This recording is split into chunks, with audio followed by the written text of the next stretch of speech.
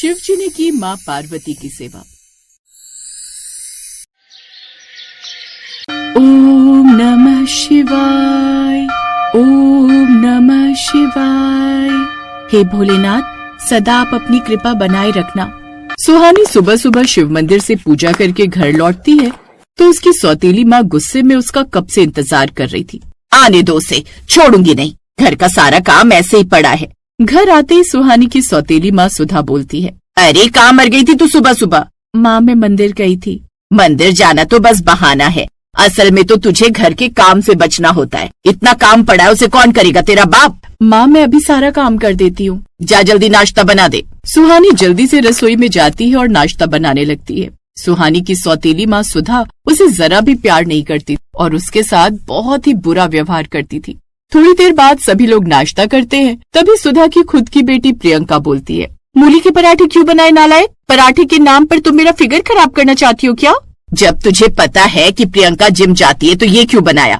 उसके लिए डाइटिंग वाला खाना बनाया कर, समझी? फिर मुंह बनाते हुए प्रियंका और सुधा नाश्ता कर लेते हैं और वहाँ से चले जाते हैं। जिसके बाद सुहानी अपने लिए प्लेट में नाश्ता परोसती है। हे भगवान, ये जो दिया है सब तेरा दिया हुआ है। मेरे लिए माता पिता तुम ही हो, मुझ पर अपनी कृपा दृष्टि बनाए रखना। इतना कहकर सुहानी नाश्ता करती है और कैलाश पर्वत पर बैठे हुए भगवान शिव और माँ पार्वती सुहानी को देखकर कहते हैं, प्रिय, इस परम भक्त की किस्मत में और कितने कष्ट लिखे हैं आपने स्वामी। कष्ट भी हम उसी को देते हैं जो कष्ट सहने के लायक होता है। सही वक्त आने पर हम स्वयं सब कुछ ठीक कर देंगे। ऐसे ही दिन गुजरते जाते हैं और हर दिन सुधा का सुहानी पर अत्याचार बढ़ता जाता है। फिर एक दिन, सुहानी बेटा, तेरे लिए बहुत अच्छा और बड़े घर से रिश्ता आया है। लड़का बहुत बड़े घर से है बेटा, तू सारी जिंदगी सुखी जीवन काटेगी वहाँ पर। अगर आपको सब सही लगता है तो मेरी तरफ से हाँ है पिताजी। दूर खड़ी सुधा और प्रियंका उनकी सारी बातें सुन रही होती हैं और सुधा बोलती है, अच्छा ही है, सत्यानाशी इस घर से चली जाएगी शादी करके। खामखा मनहूस की शक्ल देखनी पड़ती है। कुछ दिन बाद लड़के वाले सगाई करने के लिए घर आते हैं। वो बड़ी बड़ी गाड़ियों में आते हैं। माँ, इसकी तो लॉटरी लग गई, इतने बड़े घर में शादी करके जा रही है ये। मैं भी यही सोच रही हूँ। माँ, ये शादी नहीं होनी चाहिए, इस घर में तो मैं ही बहू बनकर जाऊंगी। चिंता मत कर बेटा, अभी तेरी माँ जिंदा है, मेरे रहते तेरे साथ नाइंसाफी नहीं होगी। कुछ देर बाद सगाई का फंक्शन खत्म होता है और सभी लोग अपने अपने घर चले जाते हैं। ऐसे कुछ दिन बाद प्रियंका और सुधा दोनों ही सुहानी के पास आती हैं और उससे बोलती हैं, सुहानी बेटी, क्या कर रही है तू? माँ, आपके मुँह से ये शब्द सुनकर मुझे कितनी खुशी हो रही है। हाँ बेटा, मुझे मेरी गलतियों का एहसास बड़ी देर से हुआ है। तू तो मेरी सबसे प्यारी बेटी है और मेरी सबसे अच्छी बहन भी। दोनों उसे अपनी चिकड़ी चुपड़ी बातों में फंसा लेती हैं, जिसे देखकर प्रियंका और सुधा मन ही मन सोचती हैं, अब आएगा मजा। अब हम अपना काम भी कर लेंगे और किसी को पता भी नहीं चलेगा। इसकी माँ तो मर गई थी लेकिन मेरे सिर पर बोझ छोड़ गई थी। अब इस बोझ को मैं जिंदगी भर के लिए ठिकाने लगा दूंगी। अब जैसे जैसे शादी के दिन नजदीक आ रहे थे वैसे वैसे ही प्रियंका और सुधा सुहानी के साथ बहुत ही ज्यादा प्यार भरा बर्ताव कर रही थी। इसी बीच एक शाम सुहानी मंदिर जाती है। हाथ जोड़कर प्रार्थना करते हुए वो बोलती है, हे भगवान, देर से ही सही पर तूने मेरी सुन ली। आखिर मेरी शादी के समय पर ही मुझे मेरे जीवन में मेरी माँ और मेरी बहन का प्यार मिल गया। मैं बहुत खुश हूँ भगवान जी। वो खुशी खुशी मंदिर से घर लौटती है और घर पहुँचते ही प्रियंका और सुधा सुहानी के पास हलवा लेकर जाती हैं। ले बेटा, मैंने तेरे लिए हलवा बनाया है, खा ले। माँ, पहले आप मेरी छोटी बहन प्रियंका को खिलाइए ना। मैंने खा ली, तुम खा लो, ये तुम्हारे हिस्से की है। 4 दिन बाद शादी है, उसके बाद तो ससुराल वालों के घर का ही खाना खाना है। सुहानी जल्दी से हलवा खा लेती है, जिसके बाद उसका सर थोड़ा भारी होने लगता है और उसे कुछ पता नहीं चलता और वो बेहोश हो जाती। माँ, अब कल सुबह तक हमारा पूरा प्लान सक्सेसफुल हो जाएगा और फिर तेरा दुल्हन बनने का सपना पूरा हो जाएगा। अगली सुबह जब सुहानी को होश आता है तो वो देखती है कि उसके बदन पर मोटे मोटे लाल लाल दाने निकले हुए हैं। जैसे ही वो अपने इस रूप में सबके सामने जाती है तभी मनोहर हैरान होकर बोलता है, ये सब क्या है सुहानी, ये क्या हो गया तुम्हें? मुझे नहीं पता पापा ये सब कैसे हो गया, पर मुझे बहुत ज्यादा तकलीफ हो रही है। हे भगवान, तुम्हारा ऐसा रूप देखकर तो तुमसे कोई भिखारी भी शादी नहीं करेगा। राम राम राम, जब तुझे पता था कि तेरी शादी है तो तुझे अपना ध्यान रखना था ना। चिंता मत करो, मैं तुम्हें डॉक्टर के पास लेकर चलता हूँ। मनोहर जल्दी से सुहानी को अस्पताल ले जाता है, जहाँ डॉक्टर सुहानी की जांच करते हैं और बोलते हैं, माफ कीजिएगा, 4 दिन में तो सुहानी का ठीक होना बहुत मुश्किल है। ये एक बहुत ही भयंकर चर्म रोग है, इसे ठीक होने में वक्त लग सकता है और हो सकता है कहीं उनकी पूरी उम्र भी निकल जाए। डॉक्टर की बात सुनकर सुहानी फूट फूट कर रोने लगती है। पिता सुहानी को लेकर घर आ जाते हैं। हे माँ पार्वती, मैंने हमेशा तुम्हें ही अपनी माँ माना है, फिर तुम क्यों अपनी बेटी की इतनी बड़ी अग्नि परीक्षा ले रही हो? 4 दिन बाद मेरी शादी है और आज ये सब कुछ हो गया, अब मैं कहाँ जाऊंगी? तभी साक्षात माँ पार्वती सुहानी के सामने प्रकट होती हैं। बस करो पुत्री, अब तुम्हारे जीवन के सभी दुखों का अंत हो गया। ये तुम्हारे दुख की अंतिम घड़ी थी। माँ, आप यहाँ? मेरा तो जीवन ही सफल हो गया जो मैंने साक्षात आपके दर्शन प्राप्त किए। मैं यहाँ तुम्हें तुम्हारे इस रोग से मुक्ति दिलाने आई हूँ। जाओ पुत्री, तुम्हारा विवाह बहुत ही धूमधाम से होगा और तुम्हारा आने वाला जीवन भी सुखों से भरा रहेगा। इतना कहते ही माँ पार्वती जी से तेज प्रकाश प्रज्वलित होता है जो सीधा सुहानी पर गिरता है और माँ पार्वती अंतर्ध्यान हो जाती हैं। अब धरती लोक पर सुहानी तो बिल्कुल ठीक हो जाती है, लेकिन सुहानी का चर्म रोग अब माँ पार्वती को हो जाता है। आह, हमें कितना कष्ट हो रहा है। तभी भगवान शिव उनके सामने आते हैं। प्रिय, यह क्या हालत बना रखी है आपने अपनी? बस अपने परम भक्त की समस्या का निवारण करके आ रही हूँ स्वामी। यानी कि आपने अब उनका कष्ट अपने ऊपर धारण कर लिया है? बिल्कुल सही स्वामी, इसीलिए हम इतना विचलित हो रहे हैं। हमें समझ नहीं आ रहा कि हम क्या करें। चिंता क्यों करती हैं? हम है ना, हम आपकी सेवा करेंगे। किंतु स्वामी, आप तो स्वयं ही भक्तों के दुख के निवारण में और तपस्या में मगन रहते हैं। आप भी तो हमारी हमेशा ही सेवा करती हैं। जिसके बाद भगवान शिव खुद अपने हाथों से माँ पार्वती जी के बदन पर मलहम लगाते हैं। धन्यवाद स्वामी। पत्नी प्रेम और पत्नी सेवा दोनों में ही बेहद सुख छुपा है। वैसे एक बात तो अच्छी है स्वामी, भक्तों के कष्टों का निवारण करने के बहाने से ही सही, कम से कम आपसे सेवा करवाने का मौका तो मिला हमें। आपको नहीं पता कि शक्ति बिन शिव अधूरे हैं। आपके लिए हम कभी भी व्यस्त नहीं हो सकते। हम हमेशा आपकी सेवा में हाजिर रहते हैं। शिव जी की बात सुनकर माँ पार्वती जी फिर से मुस्कुराने लगती हैं और भगवान शिव जी माँ पार्वती की खूब सेवा करते हैं, जिसके बाद थोड़े ही समय में वो बिल्कुल स्वस्थ हो जाती हैं।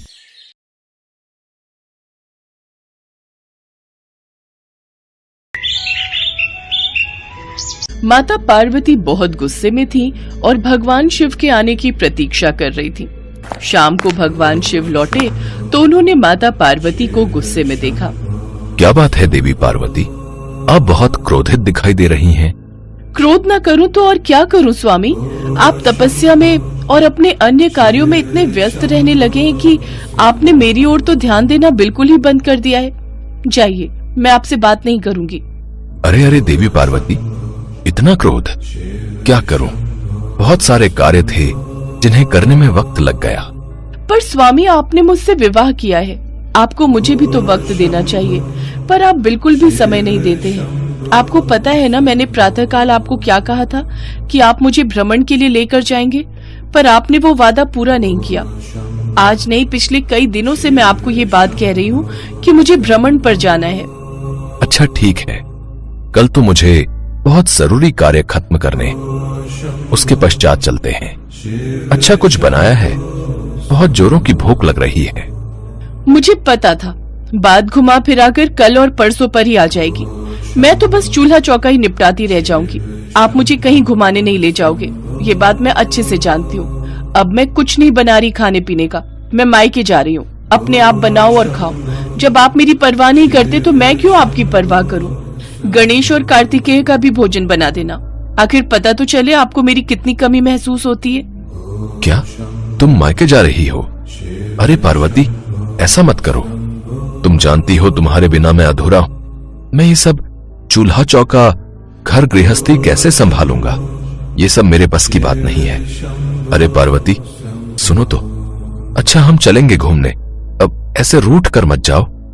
नहीं, मैं जा रही हूँ, अब मैं कुछ दिनों बाद ही लौटूंगी। माता पार्वती पूरी तरह से रूठ चुकी थी। भगवान शिव जानते थे अब वो कुछ दिनों के बाद ही जब खुद उदास होंगी तो लौट आएंगी, पर कब ये नहीं पता था। माता पार्वती मायके चली जाती है और घर की और बच्चों की सारी जिम्मेदारी अब शिव जी पर आ जाती है। भूख लगी है, भूख। पिताश्री जल्दी जल्दी भोजन लाइए, भूख से मेरे पेट में दर्द हो रहा है। मुझे भी बहुत जोरों की भूख लगी है पिताश्री, जल्दी से भोजन लाइए। हाँ हाँ, ला रहा हूं। नंदी, जरा मेरी मदद करो। मैंने रोटियां तो बना ली हैं, तुम बस मेरे साथ बच्चों को देने में मदद करो। ठीक है प्रभु। पिताश्री, ये आलू की सब्जी है या पानी की सब्जी? इसमें आलू तो कहीं दिखाई ही नहीं दे रहे, केवल पानी ही पानी दिखाई दे रहा है। नहीं नहीं, आलू की सब्जी है, देखो खाकर, बहुत स्वादिष्ट बनी है। पिताश्री, रोटियां तो जली हुई हैं, एक भी रोटी ऐसी नहीं जो हम खा सके।